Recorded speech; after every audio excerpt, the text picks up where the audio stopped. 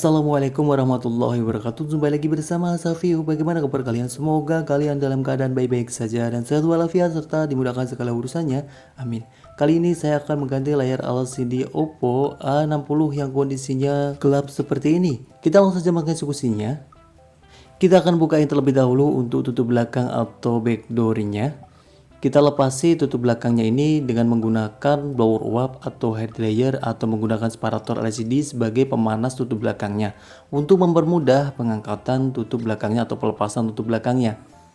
Di sini saya menggunakan blower uap. Kita panasi di pinggir-pinggirnya secara merata sampai dirasa cukup hangat dan cukup panas ya, untuk mempermudah pengangkatan backdoor atau tutup belakangnya. Setelah kita rasa cukup panas ya, atau cukup hangat di belakangnya ini, kita akan menyisir tutup belakangnya. Kita cari celahnya terlebih dahulu dengan menggunakan silet seperti ini, kemudian kita sisir menggunakan mika. Mika ini adalah mika bekas tempered glass atau mika dari bekas apapun ya, yang pasti berbentuk pipih seperti ini, yang bisa digunakan untuk menyisir tutup belakangnya.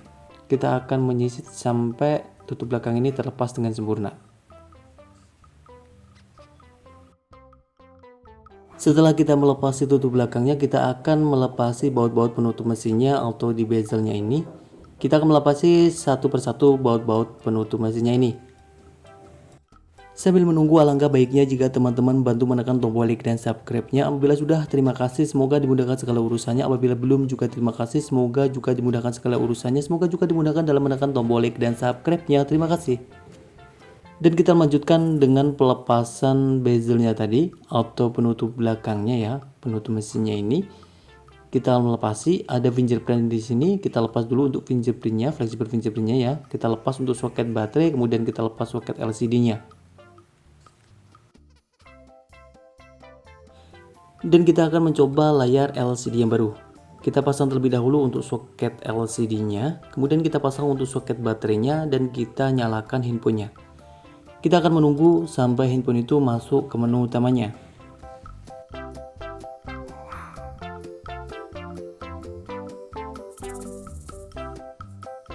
Setelah handphone masuk ke menu utamanya, kita akan mencoba fungsi LCD dan touchscreen-nya.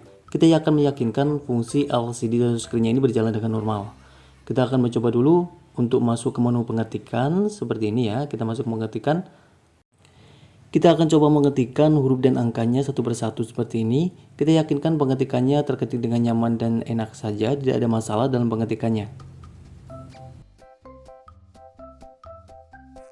Kita juga bisa mengatur kontrasnya. Kita akan meredupkan menerangkan kontrasnya untuk meyakinkan fungsi kontrasnya ini berjalan dengan normal.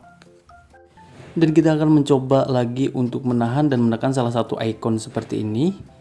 Dan kita geser-geserkan sampai bisa melewati semua area LCD-nya ya, terutama bagian tengah dan atasnya, karena belum dicoba. Kalau bagian bawahnya ini sudah kita coba untuk mengetikkan satu persatu huruf dan angkanya tadi, jadi kita utamakan untuk bagian tengah dan atasnya. Kita yakinkan bisa terlewati icon ini dengan baik dan sempurna.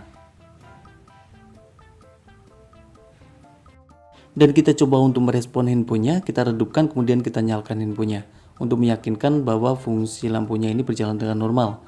Dan kita matikan handphonenya dengan menekan tombol volume atas dan power secara bersamaan. Kita lepas untuk soket baterainya, kemudian kita lepas soket LCD-nya.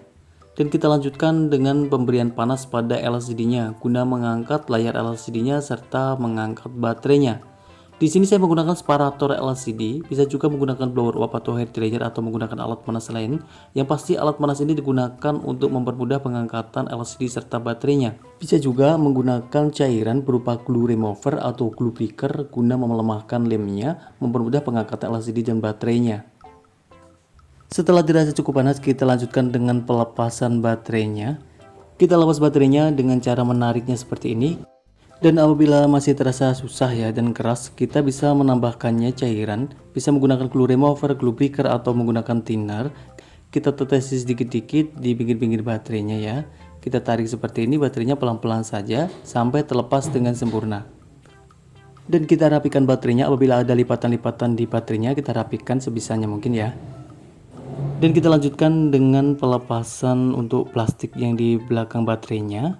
Kita rapikan ya untuk belakang baterainya. Kemudian kita akan melepas layar LCD-nya. Kita lepas layar LCD-nya. Di sini saya menggunakan silet terlebih dahulu untuk mencari celahnya. Setelah celahnya ketemu, kita akan menyisitnya dengan menggunakan mika yang kita bisa ambil dari bekas tempered glass atau mika yang lain ya. Mika bawaan LCD misalnya ada, ketika kita beli LCD itu dibawain mika, bisa juga dari situ atau mika-mika yang lain, terserah saja, yang pasti berbentuk pipih seperti ini yang bisa digunakan untuk menyisit LCD-nya.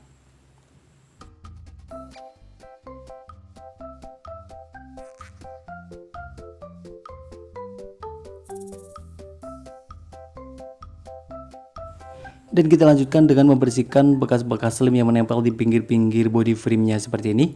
Kita akan bersihkan sampai sebersih-bersihnya.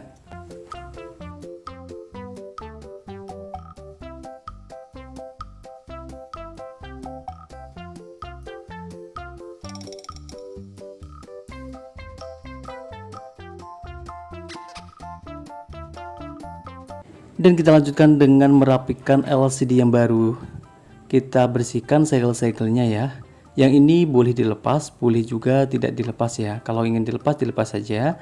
Dan untuk double tip yang ada di fleksibelnya ini boleh dilepas dan boleh juga tidak dilepas. Apabila ingin ditempelkan yang dilepas, kita rapikan seperti ini. Kita tempelkan sepresisi mungkin ya. Kita tempelkan secara pas. Karena di sini ada space-nya di belakangnya ini. Kita harus melihatin jarak space-nya juga. Dan ini juga wajib dilepas juga yang di atas. Dan jika kalian menemukan fleksibel seperti ini, tidak ada penutupnya seperti ini ya, berupa fleksibel, khawatir kena lem nantinya, bisa ditutupi dengan isolasi atau isolasi anti panas, terserah saja. Untuk lebih amannya ya, dikasih isolasi saja apabila tidak ada penutupnya seperti bawaan LCD ini. Dan kita lanjutkan dengan memasang sementara untuk LCD-nya. Kita pasang terlebih dahulu untuk ngeplak-ngeplakkan LCD-nya, kita rasa ya, supaya bisa kita prediksi apakah LCD-nya ini sudah presisi terpasang plak di frame-nya. Apabila yakin terpasang plak ya kita lanjutkan dengan pemasangan layar LCD-nya. Dan juga kita bisa menaruh frame-nya di tempat yang datar untuk mengukur apakah frame itu mengalami bengkong atau tidak. Apabila tidak mengalami bengkong, kita lanjutkan ke proses selanjutnya. Apabila mengalami bengkong, kita akan meluruskan sebisanya mungkin. Kita lanjutkan dengan memberikan lem di pinggir-pinggir body frame-nya. Kita kasihkan lem secara menyeluruh, merata, secukupnya di pinggir-pinggir body frame-nya.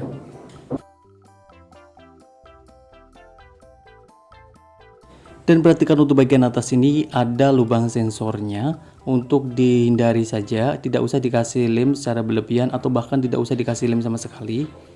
Bisa dihindari saja, takutnya malah tertutup untuk bagian sensornya.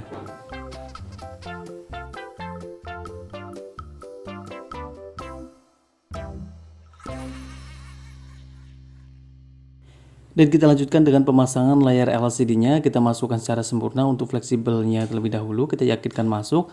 Kemudian kita akan masang melalui bawah terlebih dahulu ya. Kita plakkan di bagian bawah.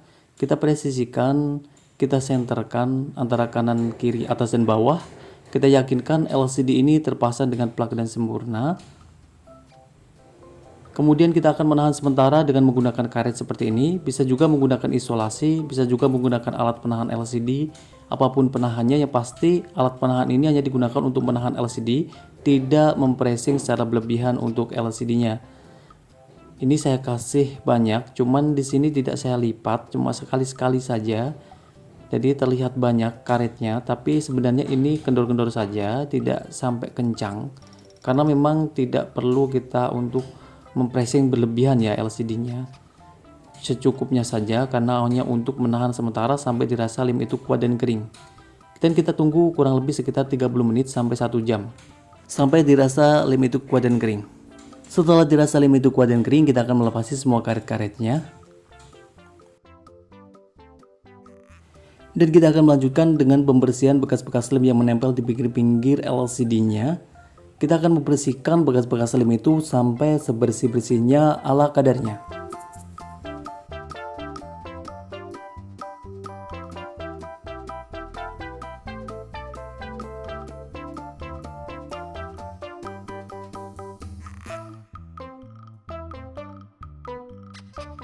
Dan kita lanjutkan dengan perapian bagian belakang baterainya tadi. Kita rapikan, tapi sebelumnya kita akan memasang terlebih dahulu untuk soket LCD-nya. Kita bisa membersihkan terlebih dahulu untuk soket LCD-nya apabila ada kotoran-kotoran yang menempel ya di soketnya. Dan kita akan merapikan untuk soketnya, kita pasang soketnya dan kita rapikan. Dan ini adalah plastik belakang baterai tadi, kita rapikan juga. Dan kita akan mengembalikan baterainya, kita pasang kembali baterainya dan kita rapikan. Kemudian kita akan memasang untuk soket baterainya. Kita yakinkan ya soketnya terpasang dengan plug dan sempurna semuanya. Dan kita nyalakan handphonenya. Kita akan menunggu juga handphone itu sampai masuk ke menu utamanya. Dan kita lanjutkan dengan pemasangan tutup belakang atau bezelnya. Sebelumnya kita pasang dulu untuk soket fingerprintnya. Kita yakinkan bezel ini atau tutup belakangnya ini terpasang dengan plug dan sempurna ya. Kita bersihkan sedikit apabila ada lem sisa penempelan tutup belakangnya, lem yang lama ya kita bersihkan. Dan kita lanjutkan dengan pengembalian semua baut-bautnya. Kita kembalikan semua baut-baut penutup mesinnya.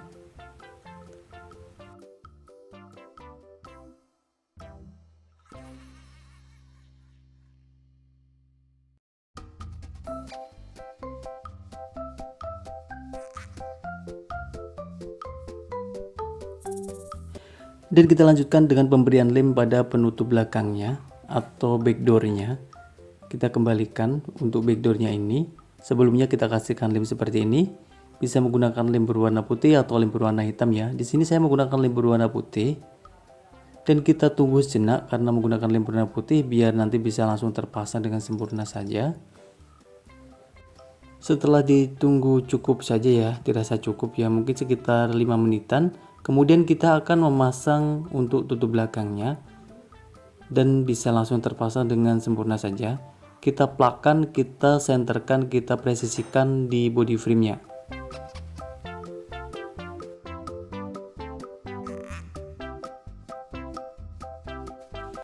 Dan kita akan langsung saja memasang anti gores atau tempered glass-nya. Kita lepasi ya plastik yang ada di depannya, karena di sini masih menggunakan plastik jadi tidak perlu dibersihkan sedemikian rupa. Kalau memang dirasa kotor ya kita bersihkan dengan bawaan anti goresnya atau tempered glass-nya. Bisa menggunakan yang nomor 1 terlebih dahulu, kemudian kita bisa menggunakan yang nomor 2 setelah udah cukup agak kering sedikit ya. Kita lanjutkan dengan menggunakan yang nomor 2. Tapi karena masih ada plastik tadi, jadi tidak usah dibersihkan sedemikian rupa. Di sini saya menggunakan yang nomor 2 saja yang kering ya.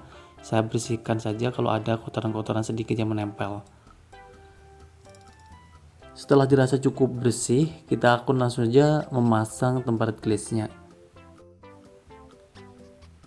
Kita pasang tempered glass-nya, kita yakinkan terpasang di titik senternya antara kanan kiri atas dan bawah, kemudian kita pasang tempered glass-nya.